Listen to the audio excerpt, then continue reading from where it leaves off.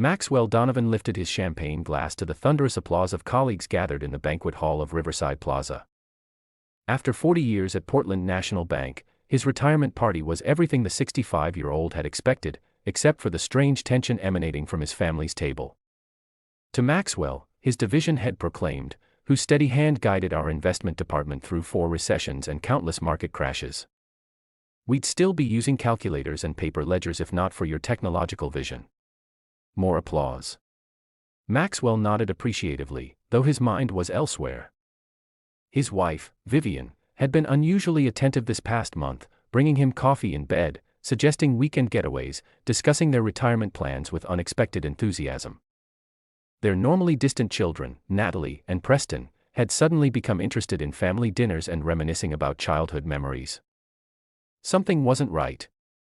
When his speech is concluded, Maxwell joined his family at their reserved table. Vivian, still striking at 60 with her silver blonde hair and calculated smile, placed a hand on his arm. Their daughter Natalie, 38, a corporate attorney with her mother's sharp features and cold ambition, exchanged glances with Preston, 35, who had Maxwell's sturdy build, but none of his work ethic. "Congratulations, Dad," Preston said, his voice carrying a hint of something Maxwell couldn't quite place. Excitement. Nervousness. "We have a special surprise for you," Vivian added, her blue eyes glittering. "A little retirement gift." Maxwell watched as his wife opened her designer purse and extracted a thick manila envelope. She slid it across the table with manicured fingers. "What's this?" Maxwell asked, though something in his gut already knew. "Open it," Natalie urged, her phone positioned discreetly, recording his reaction. Maxwell carefully opened the envelope. Inside were legal documents, divorce papers, transfer of assets forms, pension disbursement authorizations, all requiring his signature. "We thought we'd make this easy," Vivian explained, her voice hollow with practiced sympathy.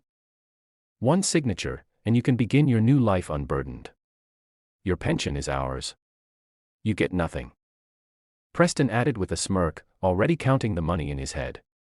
Natalie leaned forward, her expression triumphant. "Congrats on 40 years of wasting your life, old man." Maxwell stared at the documents, his face betraying nothing of the volcanic rage building inside him. For 40 years, he'd lived a double life. Mild-mannered bank executive by day, building a shadowy network of connections by night. His family knew nothing of his true resources, his hidden properties, or the offshore accounts he'd established through decades of careful planning. They thought they knew him. They didn't. He took out his Mont Blanc pan, a gift from Vivian on their 25th anniversary, uncapped it slowly, and signed each document with deliberate precision. "Understood," he said simply, tucking the pen into his breast pocket. His family exchanged victorious glances as Maxwell stood. "I'll clear out my office and be gone by morning." "That would be best," Vivian agreed, already scrolling through luxury vacation packages on her phone. 3 days later, Vivian's phone began buzzing incessantly. Maxwell had disappeared completely, not just from their home, but from existence as they knew it. Their joint accounts were suddenly emptied. The retirement party was the last anyone had seen of Maxwell Donovan. Natalie's phone rang next. It was the family attorney sounding panicked. "It's happening earlier than we planned," he warned. "Everything's gone." Maxwell had prepared for this moment for 15 years. The first signs of Vivian's betrayal had appeared on their 25th anniversary when he'd accidentally discovered text messages from Bernard Holloway, his supposed friend and the family's financial advisor. The messages detailed more than just a physical affair. They revealed a long-term plan to secure their future once Maxwell's usefulness ended. Rather than confronting them, Maxwell began constructing an elaborate exit strategy unknown to his family or colleagues. Maxwell possessed extraordinary skills from his early military years that preceded his banking career. Skills and intelligence gathering, psychological warfare, and digital infiltration that he kept meticulously hidden behind his unassuming exterior. In a secure apartment across town, one of 7 properties he owned through shell companies, Maxwell activated the plan he'd code-named Checkmate on 3 monitors. He watched as his family's frantic activity unfolded. Vivian tried accessing their joint accounts only to find them drained. Preston attempted to contact Maxwell's colleagues, but discovered his father's personnel file had been scrubbed from the bank system. Natalie called in favors from her legal connections, but every attempt at locating Maxwell hit sophisticated digital roadblocks. He can't just vanish. Vivian snapped at Bernard Holloway as they sat in her kitchen. Bernard had aged poorly. His once handsome face now bloated from expensive lunches and excessive drinking. He's a boring banker, not a ghost. Your boring banker husband withdrew exactly $10,000 from 20 different branches yesterday, Bernard replied nervously. That's $200,000 in untraceable cash. Impossible, Vivian countered. Maxwell doesn't have the spine for this. Bernard's phone chimed with a notification. His face paled as he read the message. What is it? Vivian demanded. I've just been flagged for an audit by the Securities and Exchange Commission, he whispered. Someone submitted evidence of irregularities in my client accounts. Across town, Maxwell allowed himself a thin smile as he pressed send on another anonymously routed email. This one to Preston's employer with evidence of his son's embezzlement scheme. Preston had been siphoning company funds to cover gambling debts for years, a fact Maxwell had documented meticulously. For Natalie, Maxwell had prepared something special. As the most calculating of his children, she deserved particular attention. Maxwell accessed a secure server and uploaded documents to the State Bar Association, evidence that Natalie had deliberately buried exculpatory evidence in 3 high-profile cases to secure convictions. Within 48 hours, Preston was fired pending investigation. Natalie was called before an emergency bar committee hearing. Bernard Holloway's office was raided by federal agents, and Vivian discovered that their family home, supposedly paid off years ago, had a second mortgage she knew nothing about with payments 3 months overdue. The family gathered at Vivian's house in panic. They had received 43 frantic calls from various authorities, creditors, and professional associations in just 2 days. This is Maxwell's doing, Natalie insisted, pacing the living room. He must have been planning this for years. That's ridiculous, Vivian scoffed. He doesn't have the brains or the backbone. Then explain how everything is falling apart simultaneously. Preston shot back, his face haggard from stress. Their argument was interrupted by the doorbell. A courier delivered a simple white envelope addressed to the family. Inside was a handwritten note in Maxwell's neat script. Chess has always been about anticipating your opponent's moves. You've been playing checkers your entire lives. The game has just begun. Beneath the note was a single photograph. Vivian and Bernard in an intimate embrace, dated 15 years earlier on the night of Maxwell and Vivian's 25th anniversary. Desperation drove Vivian to the one person who might help locate Maxwell, his younger brother, Raymond Donovan. Unlike Maxwell's corporate path, Raymond had built a construction empire through military contracts after serving in Army intelligence alongside Maxwell decades ago. I haven't spoken to my brother in years, Raymond said, inviting Vivian into his modest office overlooking the Portland shipyards. At 60, Raymond retained the powerful physique and direct gaze of a man accustomed to commanding respect. Please, Vivian pleaded. Our accounts are frozen. Our reputations are destroyed, and Maxwell has vanished. Raymond studied her with cold eyes. And you're worried about him? Of course, Vivian lied. Raymond's laugh held no humor. Do you know why Maxwell and I stopped speaking? Vivian shook her head. Because 15 years ago, he discovered your affair with Holloway. He came to me for advice. I told him to divorce you immediately. Raymond leaned forward, but my soft-hearted brother said he loved you too much. He thought you'd eventually choose him. So instead, I kept my distance, unwilling to watch my brother be played for a fool. Vivian's face crumpled. You knew. Maxwell knew too, Raymond stated flatly. For 15 years, he knew and said nothing. Instead, he watched and waited and prepared. Prepared for what? For you to show your hand.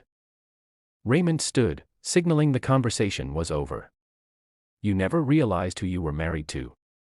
Maxwell wasn't just some pencil pusher. Before banking, we served together in operations no one talks about. Maxwell was the strategist, the patient one, the one who could plan 5 years ahead while the rest of us could barely see 5 minutes. Vivian left Raymond's office with a terrible realization. She had never known her husband at all. Meanwhile, Bernard Holloway faced financial ruin. His clients were abandoning him as investigations revealed years of ethical violations. When he returned to his luxury condo that evening, he found Maxwell sitting calmly in his living room. "How did you get in here?" Bernard gasped. "The same way I've been getting into your accounts, your emails, and your offshore holdings in the Caymans." Maxwell replied evenly. "You should have chosen a better password than Vivian's birthday." Bernard lunged for his phone, but Maxwell was surprisingly quick for his age. "Sit down, Bernie," Maxwell commanded. "I'm not here to hurt you physically." "That would be too simple." Bernard collapsed onto his sofa. "What do you want?" "I want you to understand something." Maxwell explained calmly, "Every penny you've stolen from clients over the years has been documented and scheduled for automated delivery to the authorities if I don't reset a certain timer every 24 hours. Your complete destruction is literally on a dead man's switch." "You're bluffing," Bernard whispered. Maxwell smiled and played a recording. Bernard and Vivian discussing how to access Maxwell's pension and investments once the divorce was finalized. "I've been recording everything for 15 years, Maxwell said. "Every conversation, every transaction, every betrayal." "What do you want from me?" Bernard asked, defeated. "Nothing but the satisfaction of watching you destroy yourself." Maxwell answered, "Standing to leave, and to deliver a message to my family. I may forgive many things, but betrayal isn't one of them." The following week, as Maxwell predicted, Bernard attempted suicide, but was discovered by a neighbor. His confession implicated Vivian in financial fraud, claiming she had manipulated multiple client accounts. Preston, facing criminal charges for embezzlement, attempted to flee the country only to discover his passport had been flagged. Natalie, disbarred and unemployable, found every application for a new position mysteriously rejected. On the one-month anniversary of his retirement party, Maxwell orchestrated his final move. He arranged for his family to receive invitations to what they believed was a settlement negotiation and upscale downtown hotel. When Vivian, Preston, and Natalie arrived, they were instead met by reporters from every major news outlet and investigators from multiple agencies. Maxwell had anonymously tipped the press about a major financial corruption story involving Portland's elite. As cameras flashed, the three realized they'd walked into a trap. They attempted to flee, but found hotel security privately hired by Maxwell, blocking their exit. A projector activated in the conference room, displaying documented evidence of their collective crimes on the wall for all to see. Financial records, recorded conversations, and time-stamped photographs created a comprehensive portrait of a family's betrayal. Maxwell never appeared in person. Instead, a final video message played for both his family and the assembled press. "At my retirement dinner, my wife and children handed me divorce papers." His recorded voice stated calmly, "Your pension is ours. You get nothing." My daughter laughed. "Congrats on 40 years of wasting your life, old man." I nodded, took out my pen, and signed everything. "Understood," I said. I cleared my office and disappeared. 3 days later, they received 43 frantic calls because it happened earlier than they planned. The video continued. "They planned to take everything I worked for." What they didn't realize was that I'd been prepared for their betrayal for 15 years. I signed those papers knowing it was the last time I would ever give them anything. 6 months later, on a private beach in Bali, Maxwell sipped a cold drink while reading news from Portland on his tablet. Vivian had been indicted on multiple charges of financial fraud. Preston had accepted a plea deal with a 5-year sentence. Natalie, though avoiding criminal charges, was permanently disbarred and working as a restaurant hostess. Bernard Holloway, after recovering from a suicide attempt, had turned state's evidence against all of them in exchange for a reduced sentence. Maxwell's phone rang, a secure line known to very few. It was Raymond. "They're finally facing sentencing next week," Raymond informed him. "Are you coming back for it?" Maxwell watched the sun setting over the ocean. "No," he replied. "I've given them enough of my life already." "Any regrets?" Raymond asked. Maxwell considered the question, "Only that I waited so long to see them for who they truly were."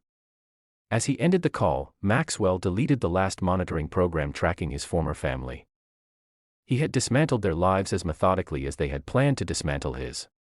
The game was over. Checkmate. He turned off his phone and walked along the shoreline, leaving no footprints in the wet sand as the tide rose behind him. This is where our story comes to an end. Share your thoughts in the comments section. Thanks for your precious time. If you enjoyed this story, then please make sure you subscribe to this channel.